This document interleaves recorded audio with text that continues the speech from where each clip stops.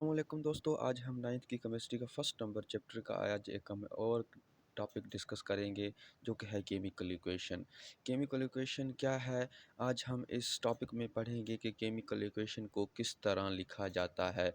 आज हम इसमें लिखने के कुछ स्टेप्स और कुछ पॉइंट्स पढ़ेंगे। आज चलते हैं, हम टॉपिक को स्टार्ट करते हैं।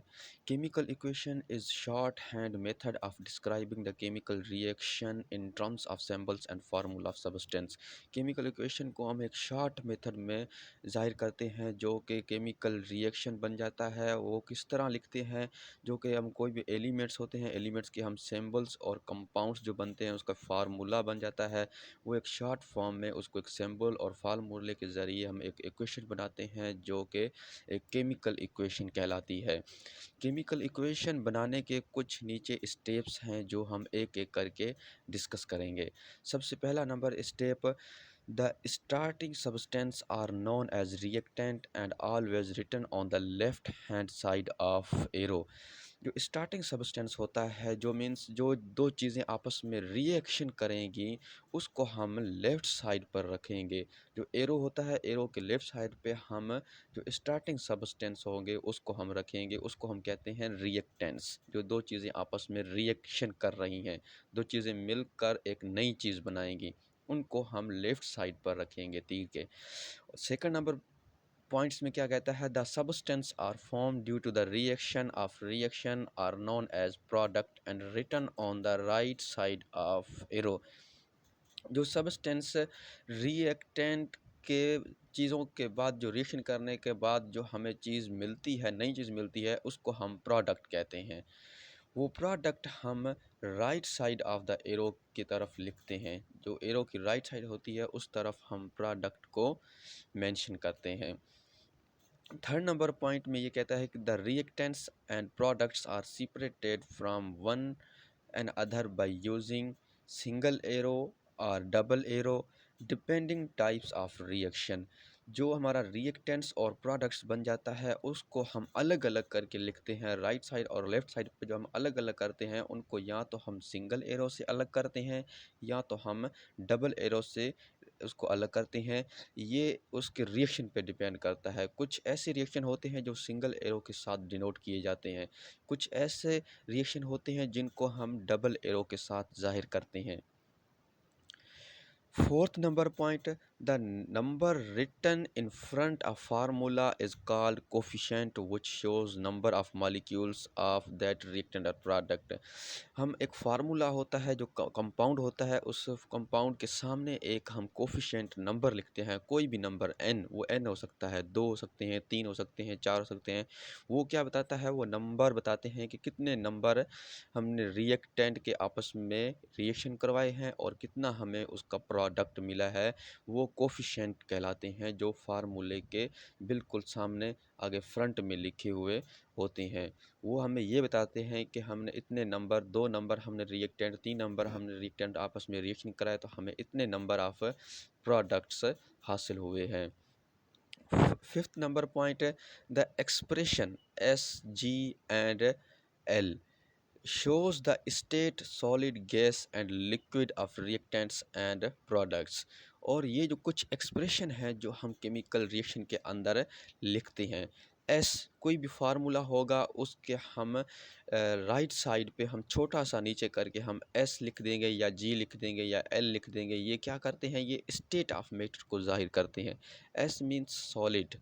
कोई भी चीज़, अगर कोई कंपाउंड हम सॉलिड आपस में रिएक्शन करवा रहे हैं तो उसके राइट साइड पे छोटा सा नीचे करके हम एस लिखा हुआ होगा तो हमें पता चल जाएगा कि ये जो कंपाउंड है ये सॉलिड है। अगर जी होगा तो वो कंपाउंड क्या होंगे? गैस होंगे।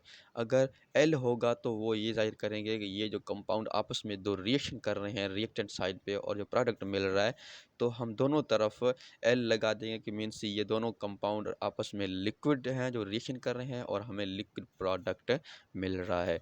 Six number point, the expression AQ express that the substance is in the form of solution।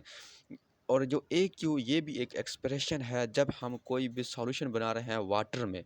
जब हम कोई वाटर इस्तेमाल कर रहे हैं किसी सॉल्यूशन को बनाने में, तो उसके लिए हम ए क्यू इस्तेमाल करते हैं। A Q means aqueous, aqua means water.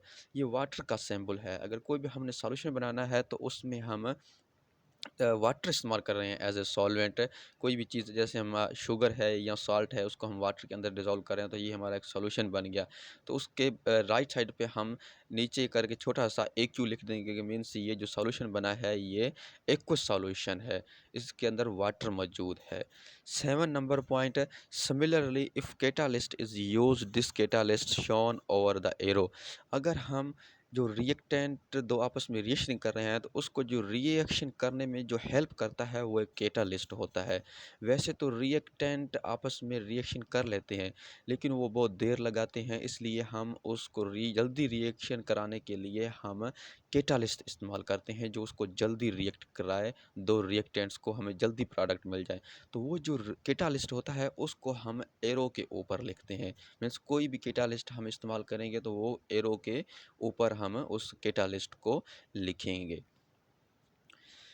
और कुछ इसका हम एक एग्जांपल इसका देखते हैं कि केमिकल इक्वेशन को किस तरह लिखा जाता है। ये एक एग्जांपल है, when two molecules of hydrogen and one molecules of oxygen react two molecules of water. जब दो मॉलिक्यूल्स हाइड्रोजन के और एक मॉलिक्यूल्स ऑक्सीजन का रिएक्शन करता है तो वो हमें क्या बनाता है, दो मॉलिक्यूल्स ऑफ वाटर के बनते हैं। हमें ज़ाहिर होते हैं जो प्रोडक्ट की तरफ हमें हासिल होते हैं। Instead of written the full names of reactant and product, इसके बदले में हम अगर इसका फुल नाम लिखें तो हमारी एक कॉपी का पूरा पेज इसमें से भर जाए। जो हम रिएक्टेंट का नाम लिखें और प्रोडक्ट का, जैसे हमने हाइड्रोजन की पूरी स्पेलिंग लिखें, ऑक्सीजन की पूरी स्पेलिंग लिखें और उसके बाद जो हमारा प्रोडक्ट मिलता है उसका भी हम पूरा नाम लिखें तो ये बहुत एक लेंथी प्रोसेस बन जाता है। जो केमिस्ट क्या करते हैं वो एक छोटा सा फार्मूला बनाते हैं शॉर्टकट मेथड में, इसको सारे फार्मूले को ज़ाहिर करते हैं। Shows this reaction as follows in the form of equation. जो नीचे एक इक्वेशन बनी हुई है इसको हम इस शॉर्ट फॉर्म में लिखेंगे क्योंकि ये पेज के थोड़ी ही जगह पर थोड़ी स्पेस में ये सारा रिएक्शन ज़ाहिर हो जाए। जैसे नीचे हम देखते हैं कि हमारे पास क्या है, 2H2। ये जो सामने वाला 2 है ये कोफिशिएंट है, मीन्स ये नंबर ऑफ मोल्स बता रहा है कि कितने हमने हाइड्रोजन उठाए हैं। और ये जो H2 है ये मॉलिक्यूल्स है, जो छोटा सा नीचे 2 लिखा हुआ है ये मॉलिक्यूल्स है। और इसके साथ जो ब्रैकेट में G लिखी हुई है, या G किसको जाहिर कर रही है, state of matter, means hydrogen क्या है, ये गैस है। और दूसरा इसमें प्लस क्या रिएक्शन हो रहा है, O2। O2 मीन्स ये भी एक मॉलिक्यूल्स है ऑक्सीजन का। इसके साथ भी छोटा सा क्या लिखा हुआ है, G लिखा हुआ है। G का मतलब है कि ये भी एक गैस है। हाइड्रोजन भी गैस है, ऑक्सीजन भी गैस है। और ऊपर जो दो एरो जा रहे हैं रिएक्टेंट्स, मीन्स ये रिएक्टेंट साइड है, हम रिएक्टेंट को left side of the arrow की तरफ लिखा है। और जब ये दोनों चीज़ें आपस में रिएक्शन करेंगी तो रिएक्शन करने के बाद हमें प्रोडक्ट मिलेगा जो एरो के राइट साइड पे मिलेगा। जो H2O ये हमें एक प्रोडक्ट मिला है और इसके साथ छोटा सा लिखा हुआ है L। L means state of, ये मैटर ज़ाहिर कर रहा है। L means liquid. ये हमें प्रोडक्ट मिला है जो हमें राइट साइड पे मिला है।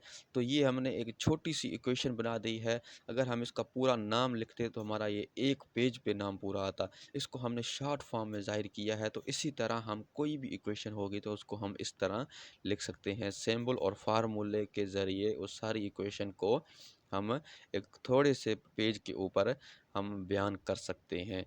उम्मीद करता हूँ आपको मेरा टॉपिक अच्छे तरीके से समझ में आ गया होगा।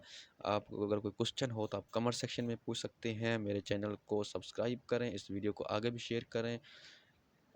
Thank you.